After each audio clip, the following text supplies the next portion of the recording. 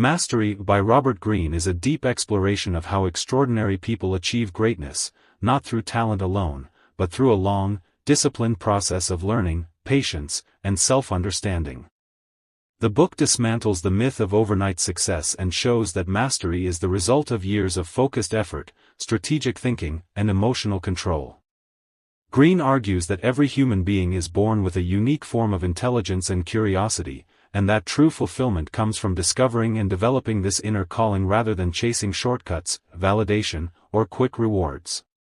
At the core of the book is the idea that mastery follows a three-stage process: apprenticeship, creative active phase, and mastery itself.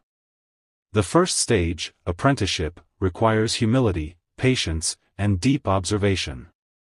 Greene explains that most people fail at this stage because they are impatient and want recognition too early.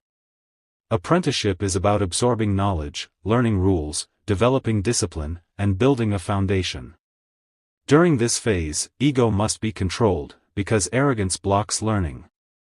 Those who rush this stage often plateau early and never reach excellence. Greene emphasizes the importance of finding your life's task.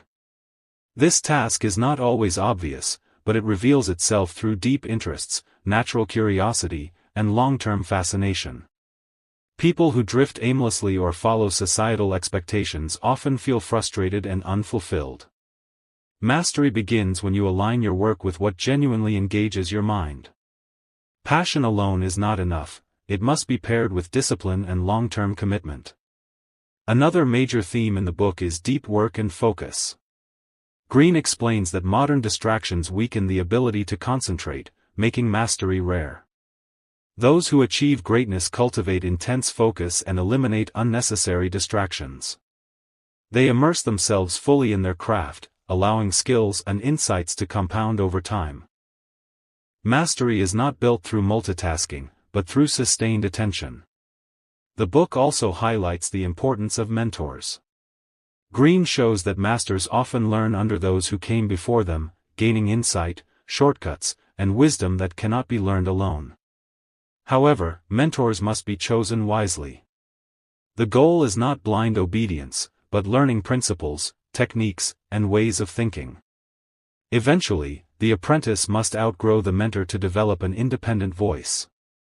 Greene introduces the idea of social intelligence as a critical element of mastery. Technical skill alone is not enough.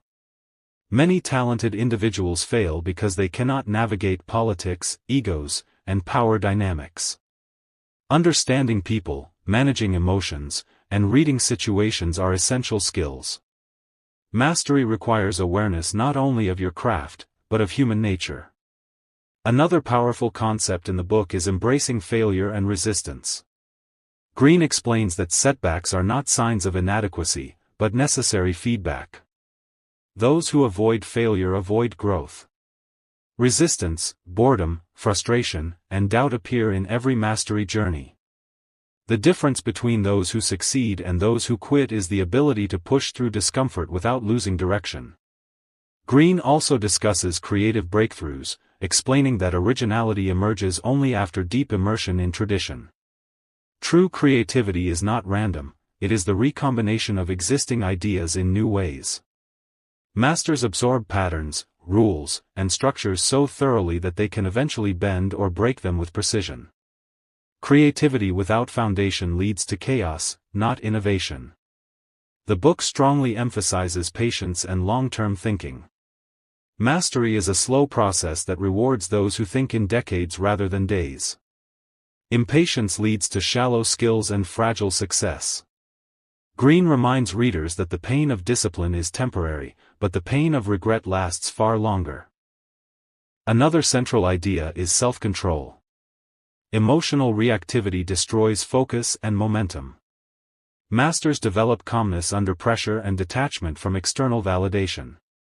This allows them to remain consistent even when progress is invisible. Emotional mastery supports skill mastery. Greene also explores the role of intuition. As skills deepen, conscious effort decreases and intuitive understanding increases. Masters can see patterns others miss and make decisions quickly without hesitation. This intuition is not mystical, it is the result of thousands of hours of experience internalized into instinct. The book warns against complacency.